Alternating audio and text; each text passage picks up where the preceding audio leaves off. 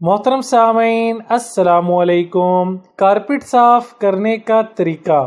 عید کے آنے سے پہلے خواتین صفائیوں میں مصروف ہوتی ہیں اور گھر میں روزمرہ سے زیادہ صفائی کا اہتمام کیا جا رہا ہوتا ہے۔ اس دوران قالین دھونا خواتین کے لیے خاصا مشکل ہو جاتا ہے کیونکہ وہ دیر سے دھلتا ہے اور محنت بھی زیادہ لگتی ہے۔ آپ بتائے گئے طریقے سے بہت ہی آسانی کے ساتھ قالینوں کی صفائی کر سکتی ہیں۔ سب سے پہلے قالین پر اچھی طرح جھاڑو لگائیں اور پھر اس کو کھلے صحن یا چھت پر اچھی طرح پھیلا لیں اور ایک دن اس میں دھوپ لگائیں۔ اگلے روز ایک بالٹی نیم گرم پانی لیں اور اس میں سرف، سفید سرکہ، بیکنگ پاؤڈر، لیموں کا رس اور تھوڑا سا شیمپو ڈال کر اچھی طرح مکس کر لیں۔ اس محلول سے آپ اپنا قالین دھوئیں، برش کی مدد سے رگڑ لیں۔ یہ محلول آپ کے قالین کی خوبصورتی کو بھی خراب نہیں کرے گا اور نہ رنگ خراب ہوگا،